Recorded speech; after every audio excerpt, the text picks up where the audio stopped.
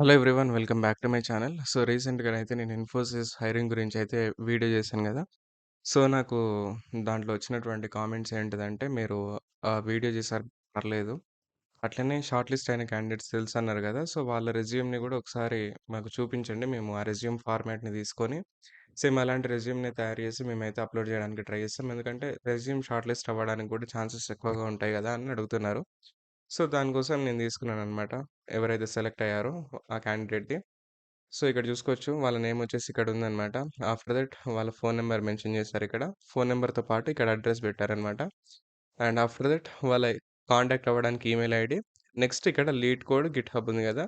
ఈ lead code పైన click చేయగానే మీ లీడ్ కోడ్‌కి రీడైరెక్ట్ అవుతదనమాట. సో, అక్కడ మీరేమైనా డీఎస్ఏ ప్రాబ్లమ్ సాల్వ్ చేస్తుంటే మీ ఓవరాల్ పెర్ఫార్మన్స్ అనేది అక్కడ కనిపిస్తది.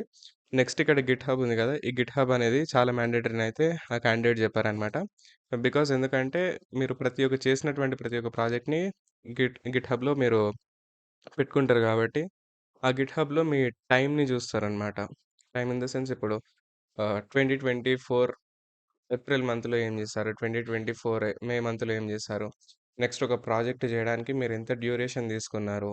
నెక్స్ట్ వాటి రిలేటెడ్ కమాండ్స్ వాటినన్నిటిని అడగడానికి వాళ్ళు గిట్‌హబ్‌నయితే ఆహ్, పెట్టమన్నారు ఆ క్యాండిడేట్. ఇది మ్యాండేటరీ అని అయితే జెప్పారు. గిట్‌హబ్‌ది లీడ్ కోడ్ అది మీకు ఇంకా ఆప్షనల్ లీడ్ కోడ్ కాకపోతే మీరు ఇంకా వేరే ఏదైనా ప్లాట్‌ఫామ్‌లో కోడింగ్ ప్రాక్టీస్ జేసుంటే వాటిని గూడా మెన్షన్ జేయండి. Like HackerRank, HackerEarth ఇట్లాంటివి ఉంటాయి గదా! అవి. నెక్స్ట్ ఇక్కడ ఆబ్జెక్టివ్ చూసుకోవచ్చు మీరు.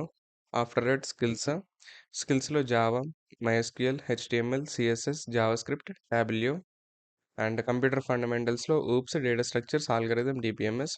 సో, చాలామంది ఏం చేస్తారంటే ఇవి పెట్టకుండా వదిలేస్తారనమాట కంప్యూటర్ ఫండమెంటల్స్. సో, దీంట్లో మీరు ఆపరేటింగ్ సిస్టమ్స్, కంప్యూటర్ నెట్వర్క్స్ కూడా యాడ్ చేసుకోవచ్చు.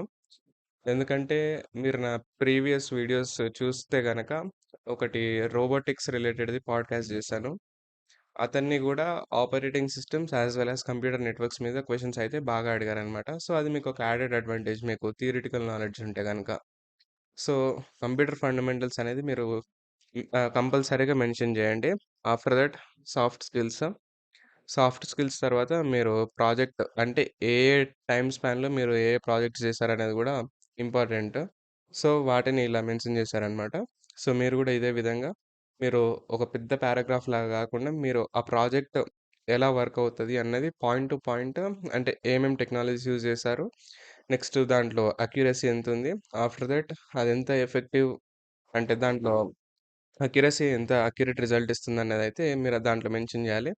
After that me educational details, me engineering college, దాని తర్వాత ఇంటర్మీడియేట్ ఎడ్యుకేషన్, దాని తర్వాత మీ స్కూలింగ్, దాని తర్వాత మీరు కాలేజ్‌లో ఏదైనా యాక్టివిటీస్‌లో పార్టిసిపేట్ జేస్తే వాటిని గూడా మెన్షన్ జేయండి. నెక్స్ట్ ఇంకా మీరేదన్నా సర్టిఫికేషన్స్ గానీ, లేకపోతే ఇంటర్న్‌షిప్స్ అలాంటివి జేసినా గానీ వాటిని గూడా మెన్షన్ జేయండి. సో, ఈ 2 కొంచెం యాడెడ్ అడ్వాంటేజ్ అనుకోవచ్చు.